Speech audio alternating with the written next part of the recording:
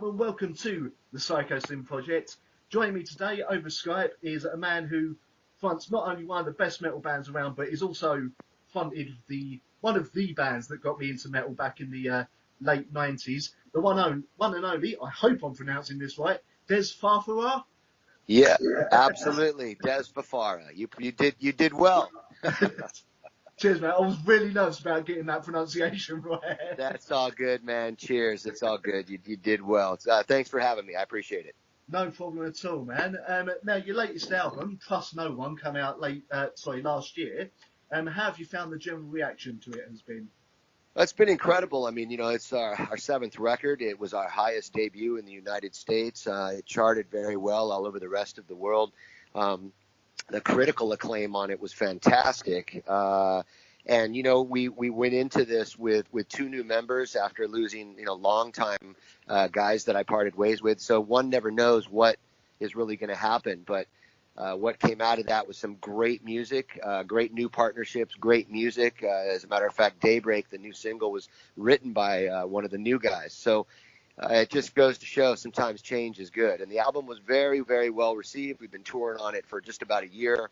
We're still really nonstop on it and not going to stop anytime soon. We've got a lot of stuff booked up. So we're very pleased. We worked extremely hard on this record. I was going to say, it seems to have been the one thing that anyone can take from Devildriver is they will either be writing a record, or if they're not writing a record, they'll be out touring their asses off. It seems to be. Cheers to that. And yeah, that's true. But I mean, I really don't know anything else to do. I mean, if I'm at home, I'm not just going to sit home and not write music. It's what I do daily. And then obviously you got to get out on the road and you got to tour. So we enjoy what we do. And I'm pleased after all these years to have a thriving career. And, I'm grateful to everybody who's ever supported me from the very beginning. Excellent. Now, did you approach the writing of your last album any different to the previous albums, what with the two new members? Well, yeah, a lot of things definitely changed. The writing was very contentious for the last few records amongst the members that were writing together. I find this out later, obviously, that it wasn't a very good time with them, and so thus the changes were made. And Mike said it to me yesterday. My guitar player with the long dreadlocks said to me yesterday, he said, "Thank you." And I said, "For what?" He says, "That was the funnest record I've ever written in my life. I had the best time ever." So I think, the way things did change is there was a lot of openness with the writing, a lot of shared responsibility. Instead of it being on the backs of just a few people, there was a lot of shared responsibility. The commitment level to making this record an absolute within our catalog was there from the beginning.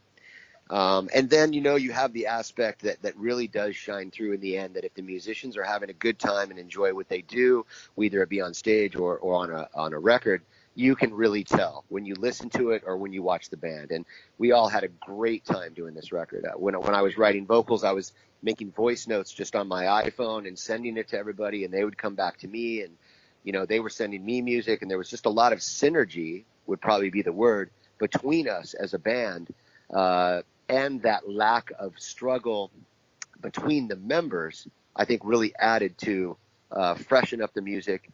And it really did. I think we found a new part of ourselves.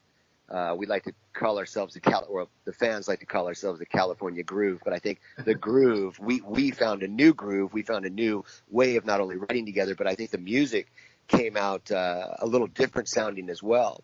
Yeah. And we're very, very pleased with that. I mean, it's always been that way with Devildriver. You can tell us from our signature sound, but our records are not anything alike. I mean, Pray for Villains doesn't sound anything like Beast. Trust No One doesn't sound anything like the Fury of Our Maker's Hand. So we like to keep our signature sound, but move forward, and we're not afraid to do something different and kind of move our sound forward. And that's a real plus for a band that's been in it for a long time. Well, no band should really ever want to repeat themselves anyway, so it's always good. Now, what bands do influence the sounds of the band these days?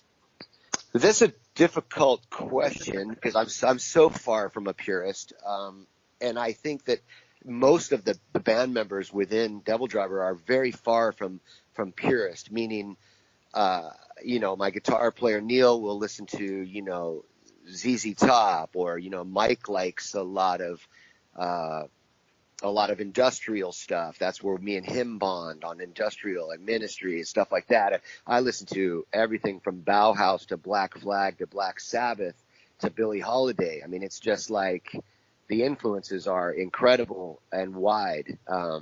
I've made a lot of statements over the years that really I can't stand purists, meaning the person that just all I listen to is metal. I'm thinking to myself, you're only eating ham sandwiches every day. Like you're not going out on the limb to explore other music, other art, and so yeah, that's the kind of long question to the short answer. But there's so many influences within this band. It's hard to pinpoint where we do get our sound. I mean, I can tell you that I'm very influenced by lower vocal kind of guys. So, if it's the blues, it's Howlin' Wolf.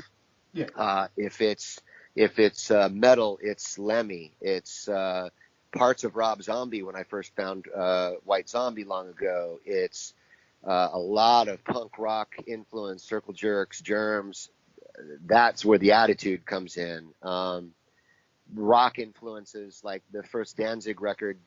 I used to drive back and forth when I was a bricklayer. I just listened to that record every day, wanting to be in a band. And, it's strange. He ended up being my first tour and a longtime friend. But there's a lot of different influences, man. And it ranges from everything, Only thing I really don't listen to a ton is rap, and I don't listen to a ton of pop music. There's nothing wrong with missing out on them two, to be honest with you. Yeah, I mean, but the stuff that I do get turned on to or do listen to from my kids or wife or friends in those genres, like rap genre, whatever, then I'll listen to stuff that's core, like, the Suicide Boys, like stuff like that, that's really actually doing something different and it's fresh and it's hitting.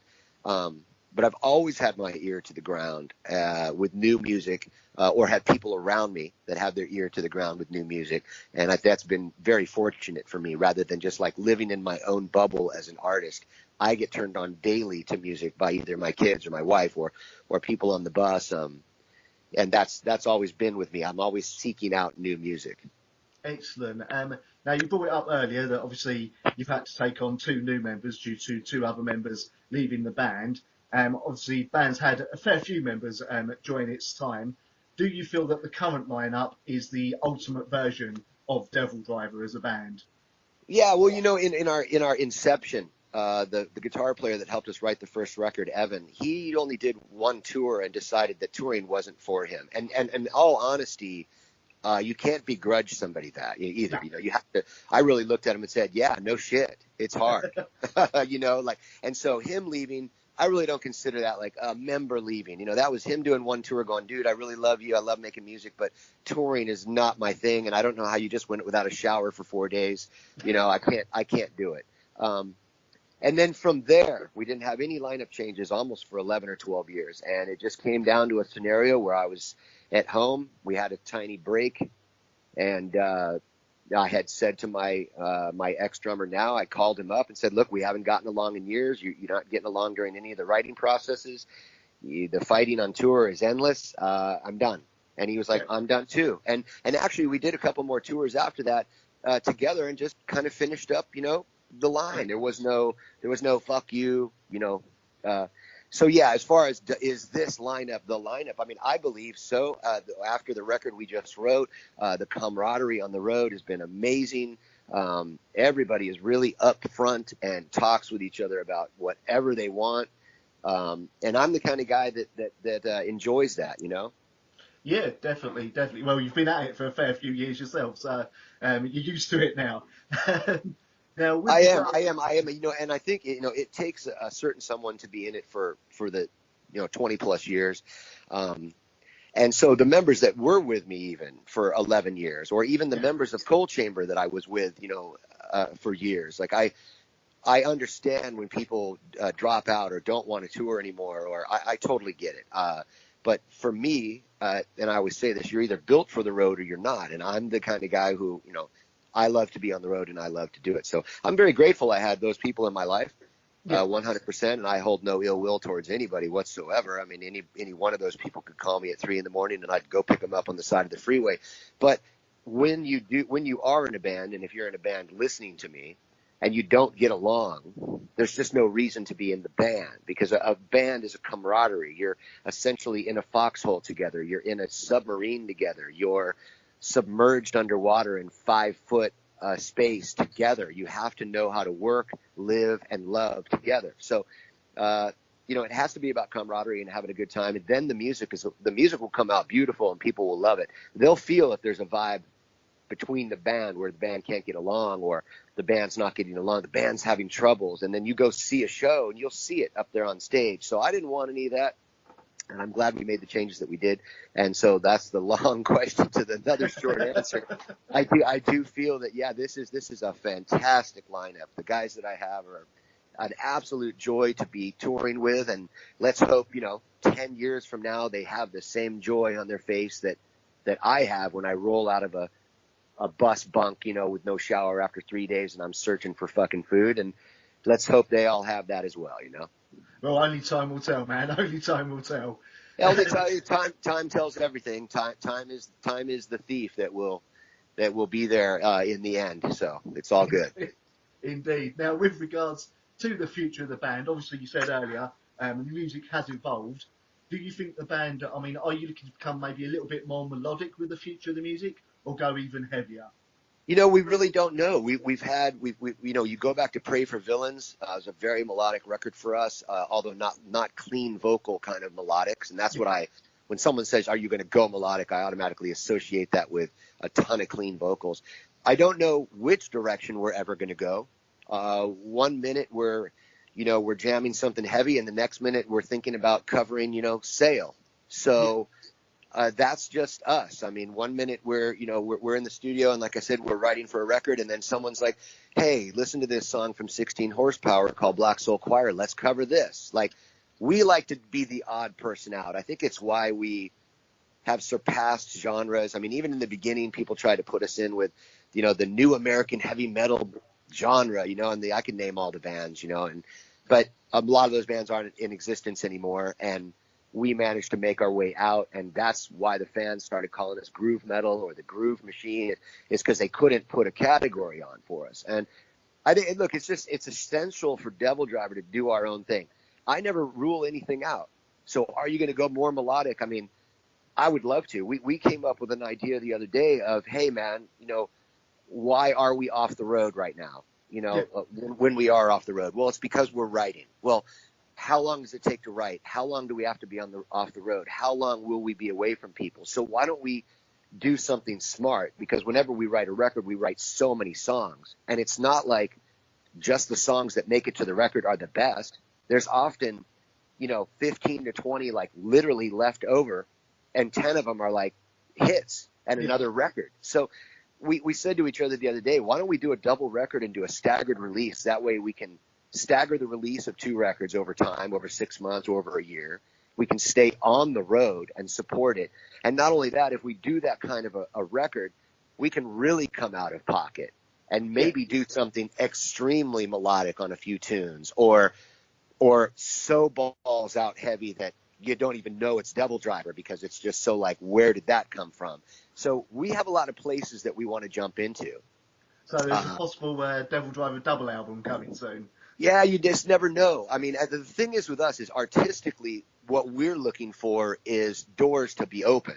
Meaning, if we want to do something way heavier than we've ever done, we want to be able to do it. If we want to do something where, who fucking knows? There's clean vocals and who knows what's going on. Like, we want to be able to do it. I applaud bands that take a direction like that. Now, not their whole direction, of course. If once you change your whole direction, you've just left everyone behind. So Devildriver will never do that. I can't be more firm on that. So but I'd love to do a Linkin Park and go complete pop. Yeah.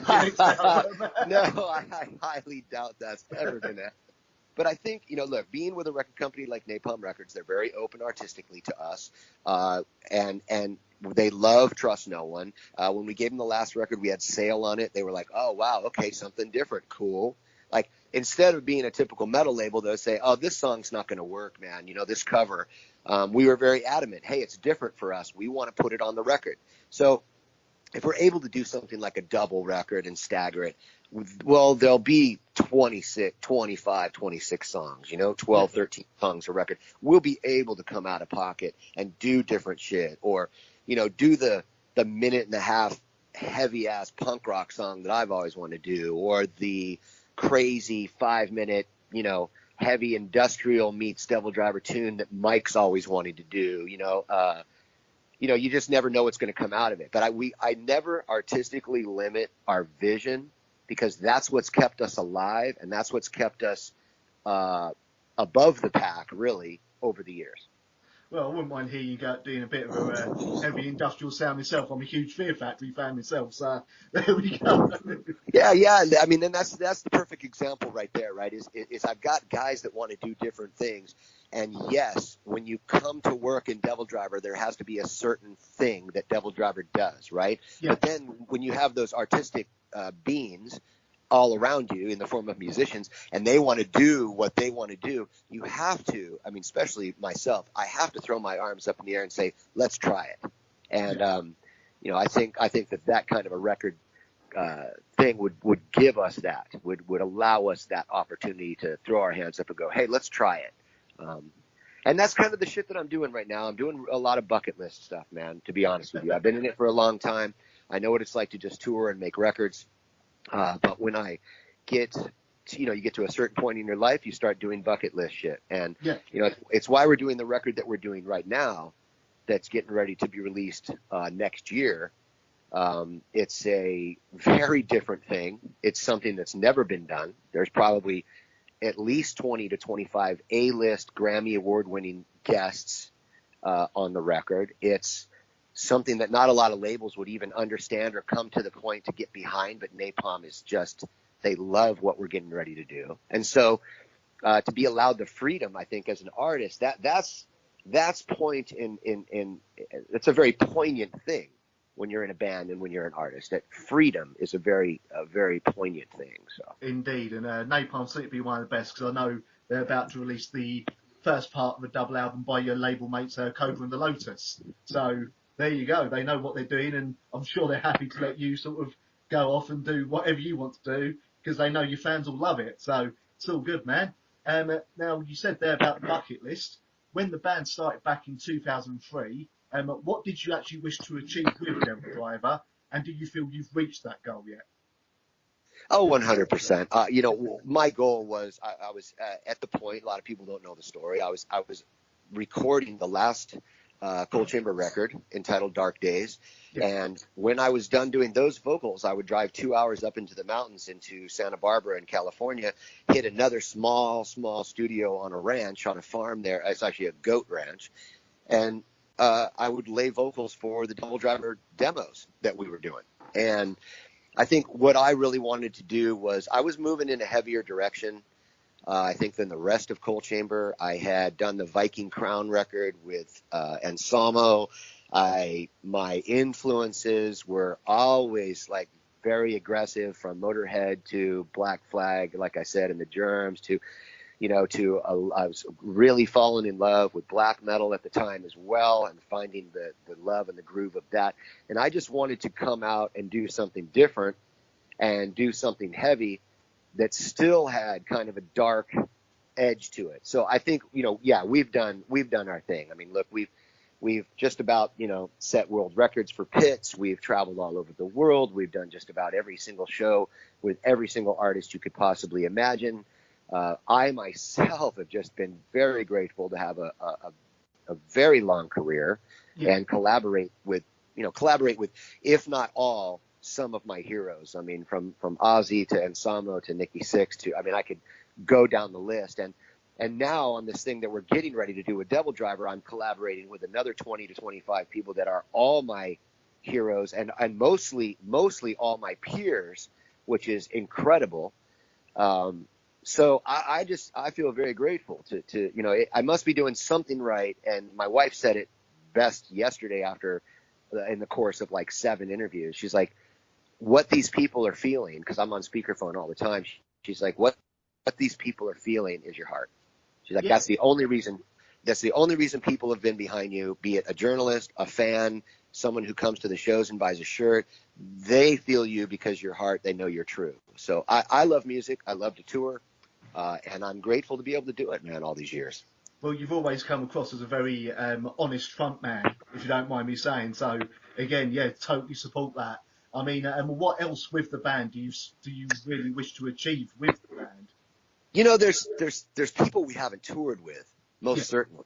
And dare I start putting it into the ether, because when Coal Chamber just released a record after 12 years of being apart, you know, and it did really well. And my everything I was saying in interviews was, you know, well, what would you want to do with Coal Chamber? I was like, I'd love to tour with Ministry. I love Al. He's a good friend. I think Coal Chamber should tour with Manson. I think it'd be killer. Next thing you know, Coal Chamber was doing shows with Manson in Australia. And of course we did the whole UK with Ministry. So, Devildriver did the whole, you know, UK with Ministry. So, to put it out there in the ether, it's like there's bands that I've been in love with my whole life. I listen to probably Ride the Lightning by Metallica at least once a week. So I would love to tour with that band. I know Trujillo very well, and I've met the other cats. That'd be great. So there's always something to look forward to. Another artist to work with, another band to go out with, you know. And I'm not just saying Metallica because it'd be, you know, obviously huge shows. I mean, they could asked me to come do it for free, and I would do it just to do it, to be honest with you. That's the kind of thing that a musician has to have. They have to be in love, absolutely in love with what they do. Yeah. And that comes from my background. That comes from my background growing up. My dad's a contractor. I was on the job site at 5 a.m. in the morning. I know what it is to work hard all day long. I'm still to this day blue collar, live in a very blue collar neighborhood. One of my neighbors said the other day, you know, you should be living in a place with a guarded gate. And I said, absolutely not. Like, you know, look at the kids and everybody playing out front. And like, no, I enjoy that lifestyle. So I've never gained the kind of ego that a lot of frontmen do, especially if they're in it for a long time, or they've made a lot of money, or they've done a lot of high profile things, which all the above I've accomplished. I maintain a certain love for what I do, and a certain anticipation and love for working with other artists still and touring with other artists. And so there's so much to do still for Devildriver that, you know, there's just so much to do. There's a lot to do. Well, it's good to hear you're going to be around for the long haul, man. We hope so. I woke up today and I took a breath and I looked up and said, thank you. Now, looking back at your entire career so far, are there any songs or albums that, when you've listened back to, you feel could have maybe turned out a bit better, or if you were to write them today, you would possibly change? Oh, I think if you ask that to any artist and he says, no, I wouldn't change a damn thing, like, he's a liar. Yeah. You know, I mean, so obviously, you know, I can go back over different records and say, that song should have been not even on the record, or we could have done that so much better. Or, you know, I watch a live show and go, that could have been, you know, why did we put that, you know, why did we put those songs in order like that? It should have been different. Or, you know, or we take a tour and, you know, we announce it, and then a week later another band calls and wants to join forces, but we don't have the time, and then we never get back together again. And it's like, oh man, that tour would have been great. So there's always something that you look back on and go, hey, I could have changed it. I mean, but that's life, you know, period. You know, because you look back, you're like, I got fired from a job. What could I have done different? Like everything in hindsight makes sense. But I really don't roll that like that. I put my best foot forward. I put my heart and my soul into everything. And then if I look back and I learn a lesson from what I did right or did wrong, I think that's the thing in life that you need to do, is you need to learn the lesson. So it's really not what would you change or what would you do different. It's, did you learn a lesson from whatever you did in the past? And certainly, most certainly, life is a daily lesson. I learned one this morning, you know, so. Excellent. Now, for those who haven't seen the band live yet, which unfortunately does include myself at the moment, what can they expect from a live Devildriver show? Well, we're a lot different than a lot of the metal bands out right now. We don't really let even though we come out with production, we may have video screens or whatever, we don't let all that stuff do the work for us. We certainly don't stand there. It's a very I want to say, a very punk rock entertainment process where, everybody's moving, everybody's banging their head, everybody's moving around the stage and jumping around, going off. And that's the way it has to be. I still look at guys like Iggy Pop on stage and go, yep, he's untouchable. Yeah. And that's how I'll always be. I mean, I go see some bands and that have huge hype on them, and it's just like the only thing I see is guys standing there for an hour and a half playing music perfectly and a huge, massive light show, but I don't see any energy coming off their faces or their bodies, and I don't see any energy being displayed between them and the crowd. And that's one thing that Devildriver will never be. We're first and foremost a live band.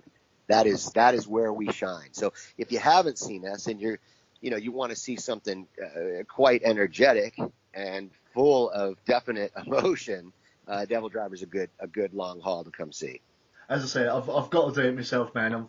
I'm working on it. It's all good, man. It's all good. I mean, I've had people that said, "Yeah, you've been around. I haven't seen you," and they come out, and next thing you know, they're writing me on Twitter or Instagram, going, I don't know why I waited so long. I'm coming next time you're in town. And that's the best thing for you is coming into a town and then hearing people say, I don't know why did I ever wait to see you guys? You're my favorite band live now. And we like to say that. We like to say, look, if you're going on after us or you're going on before us, we're going to give you a problem. Yeah. And that's, and when that goes away, I'll quit. I'll leave. Well, that's fair enough. If you can't keep up the same intensity of your live shows that you want to, then, well, as you said earlier, what's the point in continuing?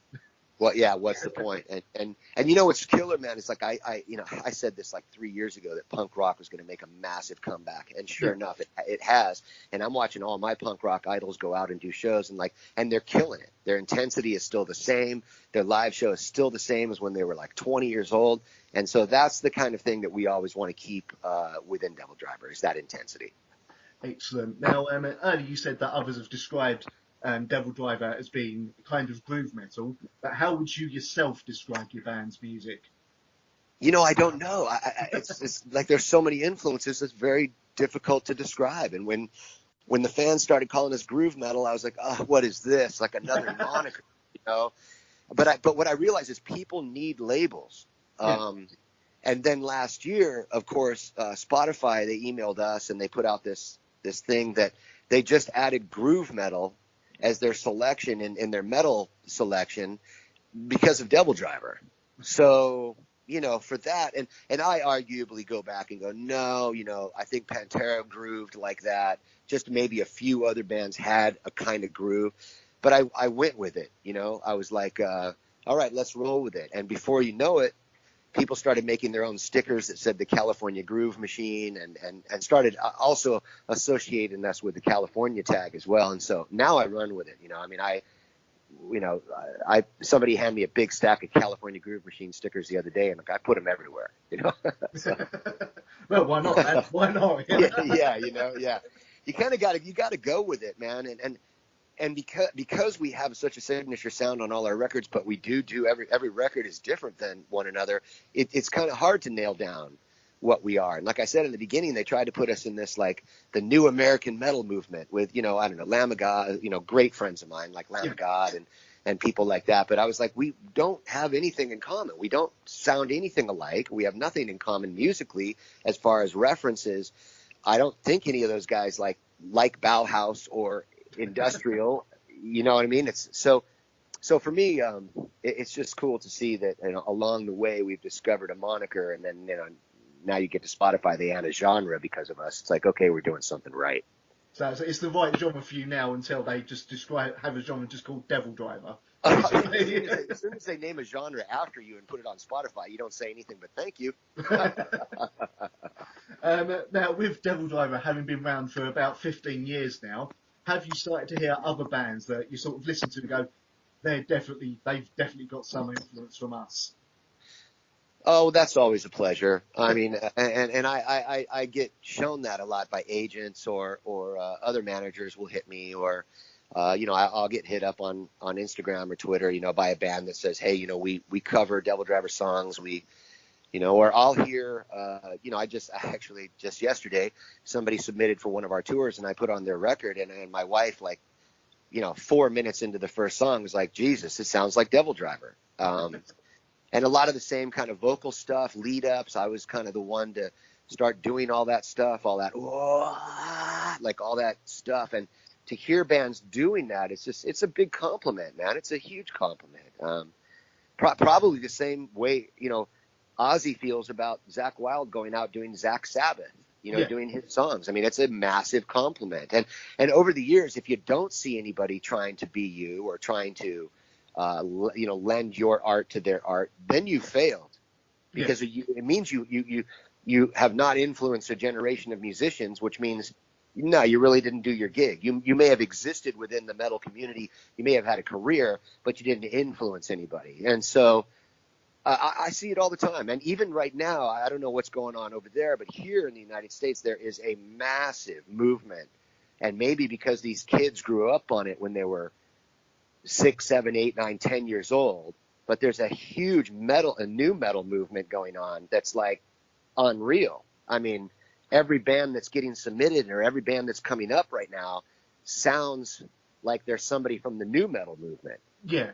And I think, and that's part and parcel. I mean, look, you look at like a band like Suicide Silence. I mean, their main influence was always Korn. Yeah. So it's just that kind of stuff's really cool to see. I mean, I watched that genre come up, be the hero of everything, and then be, new metal was like the whipping boy and the whipping post for at least 8 to 9 years for every journalist that ever came up.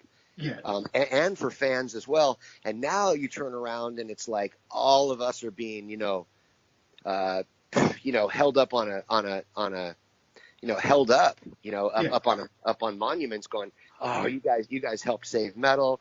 New metal is so badass. And you look at the bands that are big now, you look at, that are big, they're all new metal bands. You look at Korn and Slipknot and Disturbed and System of a Down. I mean, those are all the largest bands on the planet, and they all come from that, and they all come from that scene. So it's been really cool to see that scene swing around and those young kids come up and do that stuff. It's been great to see punk rock come back. I mean, I'm sure 10 years from now, if you talk to me, I'm going to say the same thing. Oh, it's great to see this come back around and that come back around. So, it's always in circles, isn't it? And also see some of the new genres that are hitting. I mean, because I have my ear to the ground and with all new stuff. And like a good friend of mine is Excision. And I mean, that stuff is like the fucking punk rock heavy metal of drum bass. I mean, if you've ever heard Excision, it's like, it's heavy, but it's one dude. It's a DJ. It's all electronic. You go to the shows. I just took my kids and my wife to 2 of them and my bands. I mean, and a couple guys in my band. It's like, 4,000, 5,000 people sold out 3 nights in a row, and the shirts all say Headbanger on the back, and everybody's headbanging to the music, and like then they're pitting, like legitimate, dangerous pits, and it's like there's no metal going on, but there's heavy music happening. Yeah. So I love music in all its forms, and it's good to even see like that stuff coming up, and it's gonna be interesting to see what happens with all of that, and. Well, definitely. I mean, I'll have to check them out myself. I can't say I've actually heard of them myself yet, but I have to check them out, man. Yeah, I mean, look, like I said, it's electronic. It's but it's balls out. It's balls out heavy, like Crushing. I mean, you can YouTube that stuff, or like the crazy stuff that people haven't maybe even heard of over there, like Destroyed. It's it's 4 dudes dressed in like $1 million outfits that like look like robots with stuff shooting everywhere, and they're playing like heavy drum and bass, and they're playing all the instruments live. Like it's something to behold, and I love finding new genres, new music. Like I said, I'm very open-minded, and I'll never be closed-minded as long as I live. Well, you kind of created a new genre by the sounds of it. So. Yeah, there you go. Now I hope you don't mind me asking this, because obviously you're in Devildriver mode, as it were. But I've got to ask, because it was one of the bands that got me into metal. With regards to Coal Chamber, do you feel we will get another Coal Chamber album at some point? I just really don't know. It took us 13 years to get back together. I thought a lot of the stuff was maybe ironed out that personally was going on with other members, not between other members and myself, but just personal things that were going on with them. I thought maybe after 12 or 13 years, things would be ironed out. But eventually, I mean, look, we made a great record. It got well received. We went all over the planet. Almost all the shows were sold out. I mean, and every major market, huge shows were sold out. The festivals did great. But I found over the time touring with them, I'm a very kind of got my shit together kind of guy. And I felt like that wasn't really the case with some of the other members. And so maybe some of the shows may have suffered, maybe some of the meet and greets, maybe some of the attitudes suffered. And it kind of, when about midway through that record cycle, I kind of felt like I was in the same boat, the same scenario where it was at the end of Coal Chamber. And I was like, this is just no way to live and breathe, you know? And I told them, look, man, well, when you guys straighten out yourselves, you know my number. Like, feel free, because there's fans all over the world that want another record. There's people that want more tours, and I'm just not willing to do it unless everybody's got their shit together, 100%. So, but also being said, look, those guys could call me at 3 a.m. and I'd pick them up on the side of the freeway. You know, it's just, I wish everybody gets their shit together.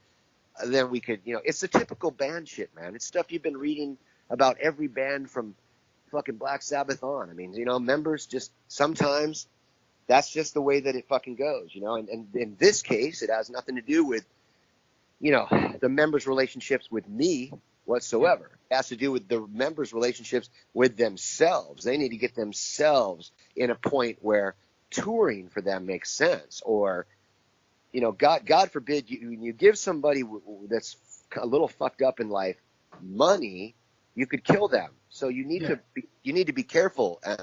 And that's where I'm at. I love that band. That band made me. To think I'll never sing Loco again, or some of those songs absolutely right now will rip my heart out. But at this point, I've had to adopt the philosophy of, and I've talked to my band members in Devildriver about this. I said, I want to start playing 3 or 4 Coal Chamber songs in the Devildriver set. I've always wanted to hear them tight. B, I've always wanted to hear him with 2 guitar players, because when we first started in Coal Chamber, there was going to be 2 guitar players. And I've always wanted to hear him with double kick drums and everything. And all the members came to me and said, yeah, you know what? We would love to do that. And even Mike, who I thought would be, let me think about that. Right. His first thing out of his mouth was, please tell me that we're going to play Fiend. And I went, oh man, okay. Well, now I know where you guys are at with this. You're into it. There's a ton of people that come to Coal Chamber shows that don't come to Devildriver shows. There's a ton of Devildriver people that don't go to Coal Chamber shows. And I just thought to myself, why make anyone wait anymore? Why don't we put our best foot forward and go do this? So I believe starting, you know, either starting this fall or starting next year, Devildriver is going to adopt probably 3 or 4 Coal Chamber tunes, and we're going to play the hell out of those. And if the Coal Chamber thing swings back around, or they come to, and you know, a perfect example is I sent a text to all of them 3 nights ago, and I haven't heard back. So there you go. You know. Yeah. Well, I won't continue to pry on that one then, man. But I will say, if you've got to be doing Coal Chamber songs, not covering, you won't then, sorry.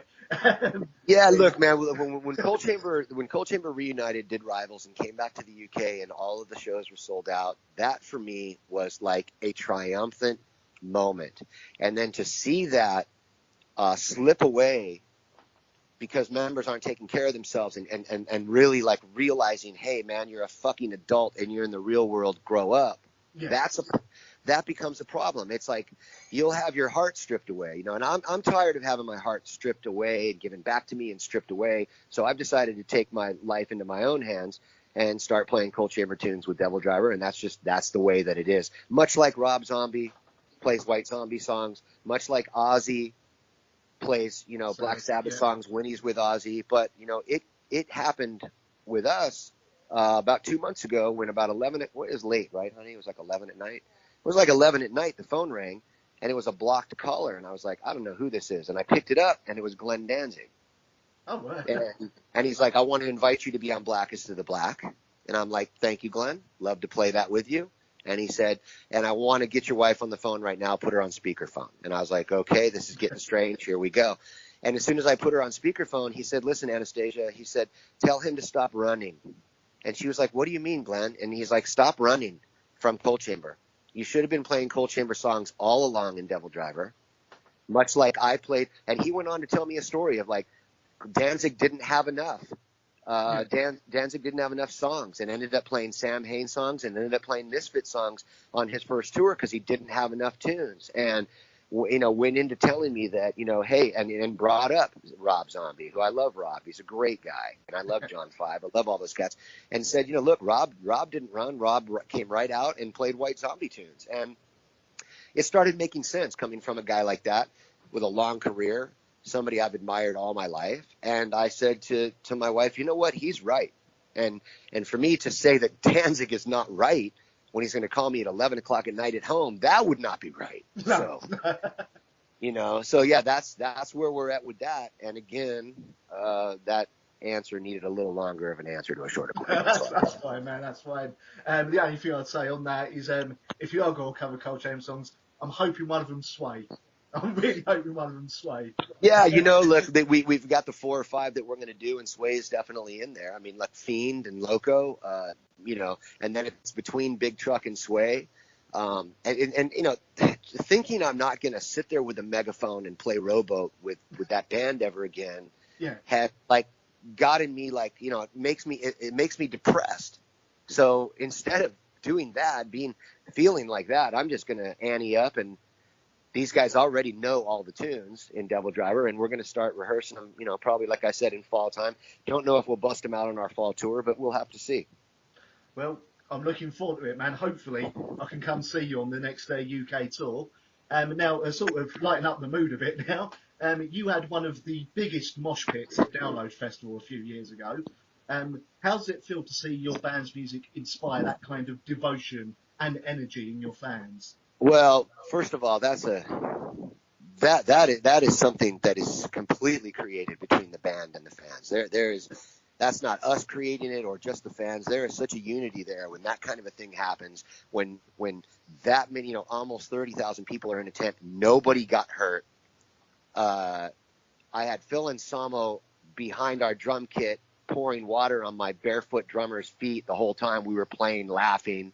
Like there was a moment at that moment where it was like, holy shit, what is happening here? But it feels good to know that we have that connection with our fan base. That's for sure. And and a lot of our shows are pretty intense. We've had some promoters that will back off from even booking us because they are afraid of an imminent riot or worse.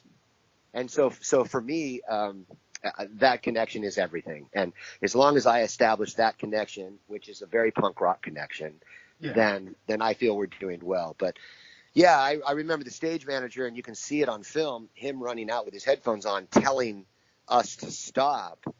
And I remember I can hear now, like I was singing, but I can hear my tour manager yelling at him, like, if you stop this, there will be a riot. Yeah. Or if you stop this, people are going to get hurt. So he just let us finish.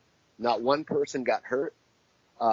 Guinness Book of World Records was there, and then, gave us some bullshit like, we really don't know how to calculate this. And I'm thinking to myself, just fucking measure the tent. Like, okay, just look measure it. and say.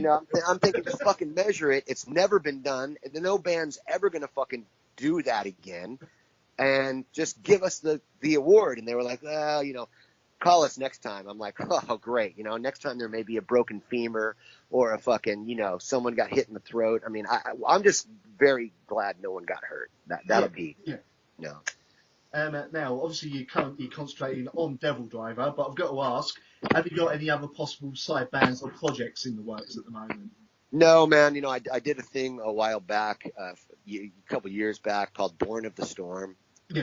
With Mark Morton from Lamb of God. And if you go on YouTube, you can YouTube a ton of Born of the Storm songs. It's more of like almost like classic rock. I'm singing clean and real high, like very classic rock sounding. And I don't know if that that will ever come into fruition. I know that Mark is guesting on the next thing I'm doing. He's already done his parts, and I'm supposed to be guesting on something that he's doing in the future. So there's a great camaraderie there between him and I truly love that man and Randy. They're like some of the nicest guys I've ever met. Excellent. Yeah. Well, finally, is there anything you want to say to your fans listening to this tonight, man? Thank you very much for everything, man. You guys have been supporting me for years, and I'll keep making music from my heart as long as you keep supporting me and coming out. Thank you very much. I'm extremely grateful. Ladies and gentlemen, Dez Fafara from Devildriver. Dez, thank you very much for joining me tonight, man. All good, brother. You have a good one, man. I tend to face it all.